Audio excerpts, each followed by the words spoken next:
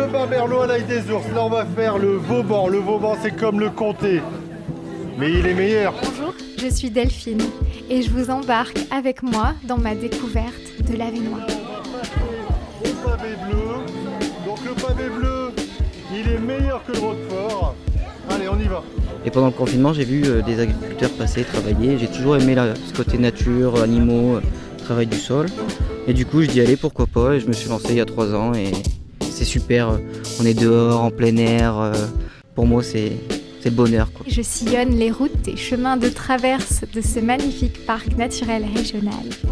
Et je vous en partage les pépites. Les podcasts de l'Avesnois. L'Avesnois.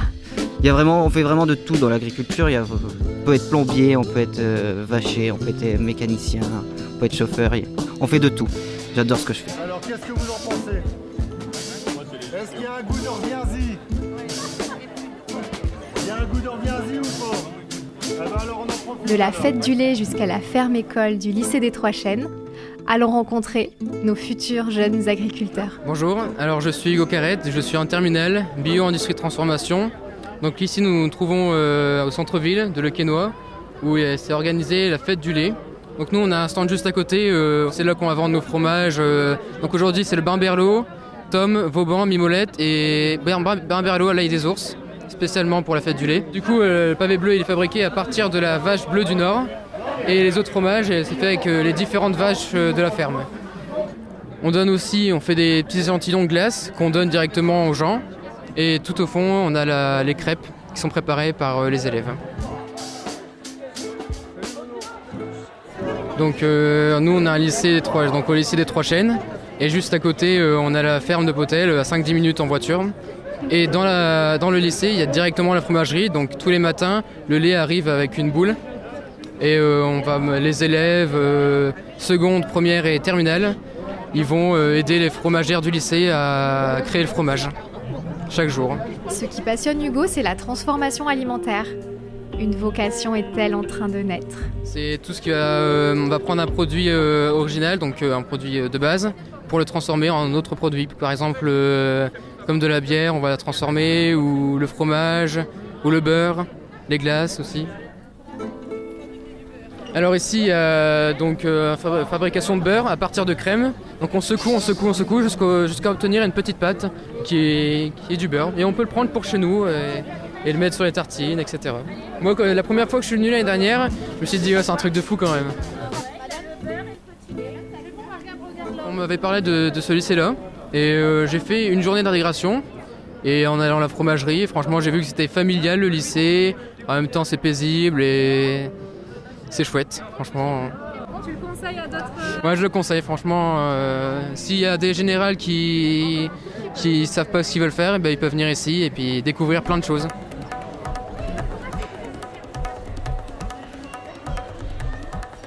Bonjour, moi c'est Pauline, je suis la responsable de la ferme et de la fromagerie du lycée agricole de Le Quesnoy.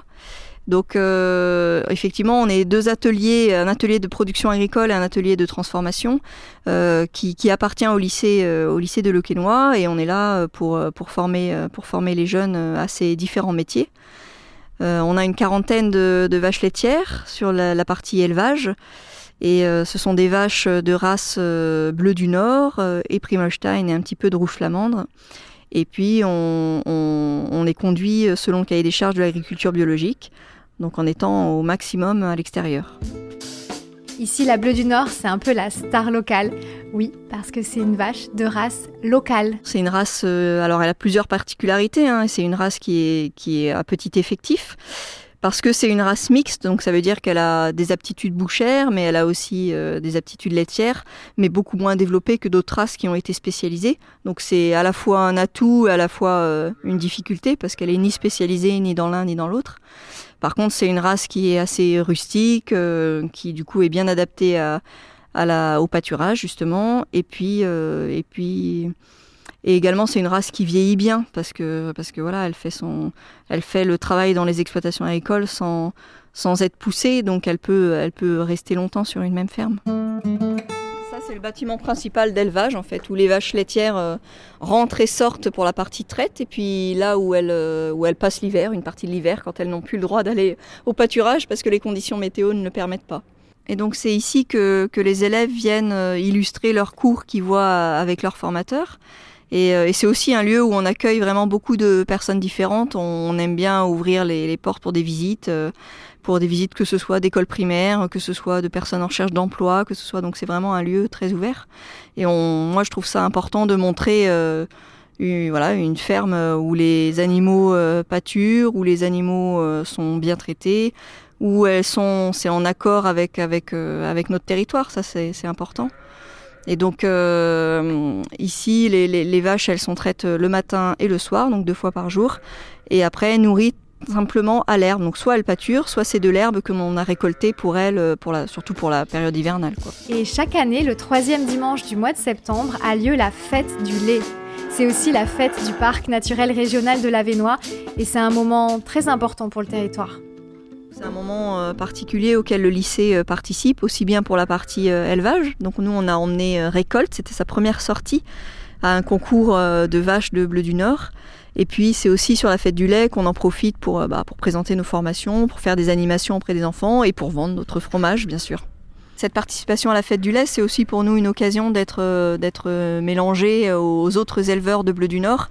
Et c'est vraiment une tradition chez nous, à chaque concours, comme ça, on s'entraide, on aide, parce qu'en fait, comme il n'y a pas beaucoup d'éleveurs, mais qu'ils emmènent souvent plusieurs vaches, le fait qu'on arrive avec des élèves ou des apprentis, ça leur permet de les aider et que tout le monde participe à laver, à la traite, à la présentation, à la préparation des animaux. Donc c'est toujours un moment assez riche pour tout le monde.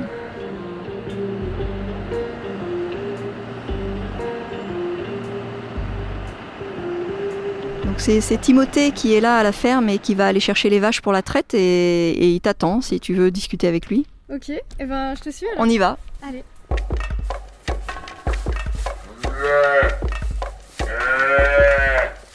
Bonjour. Du coup, moi c'est Timothée, j'ai 27 ans, je suis en BPROA 2e année, responsable d'entreprise agricole. Et ici on se trouve dans la nurserie où il y a les petits veaux, dont le dernier né qui est juste ici. Et qu'on regarde s'ils se comportent bien, si ça va. Et là ça va être l'heure d'aller chercher les vaches pour qu'on puisse les traire, tout simplement. Eh ben je te suis. Allez, c'est parti. Tu mets les bottes ? Allez. C'est des grosses journées. Parfois on peut faire des journées de 10-12 heures. Parfois un peu moins. Tout dépend. Après on a une rotation aussi avec mes employeurs qui permet d'avoir une vie à côté parce qu'il y en a, ils vivent vraiment que pour ça. Et du coup ça nous permet quand même d'avoir des activités hors de la ferme. Un peu de sport, une vie comme tout le monde, quoi. Moi j'ai commencé l'hôtellerie à 15 ans en fait et je suis parti faire les saisons ensuite dès que j'étais majeur. Et ensuite est venu le confinement, donc le tourisme stoppé. Et pendant le confinement, j'ai vu des agriculteurs passer et travailler. J'ai toujours aimé ce côté nature, animaux, travail du sol. Et du coup, je dis allez, pourquoi pas. Et je me suis lancé il y a 3 ans. Et c'est vraiment un métier... c'est super. On est dehors, en plein air.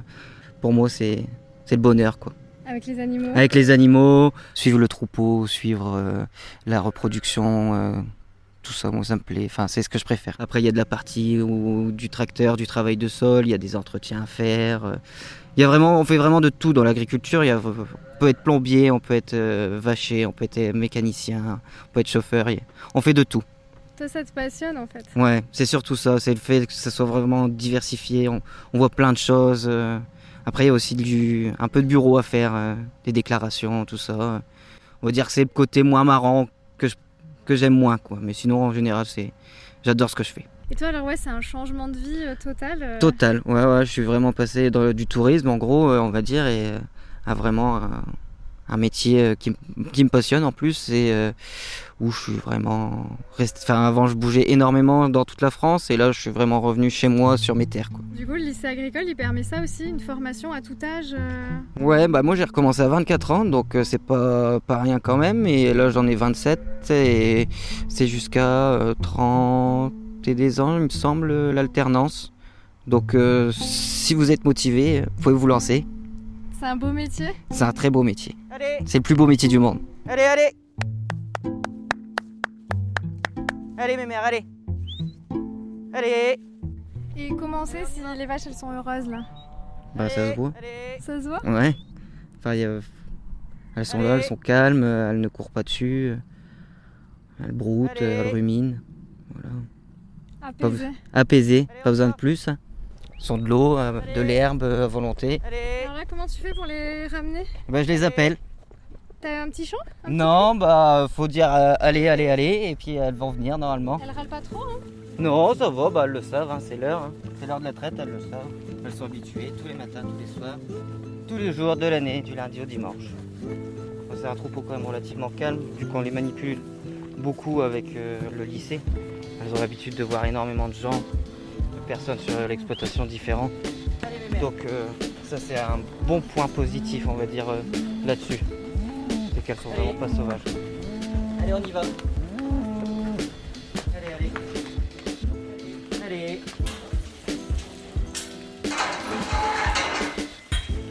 Et voilà. J'allais aller avec elle en vrai.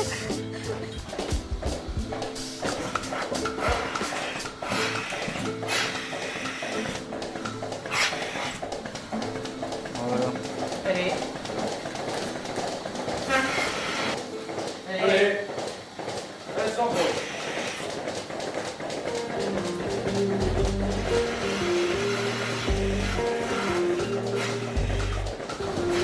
Le bon lait tout chaud. Du bon lait tout chaud qui sort directement de la vache pour les petits veaux. 2 fois par jour, on leur donne 2 litres chacun. On verse ici. Et c'est parti. Il devrait y aller. Hop. C'est bon, ça devrait y aller.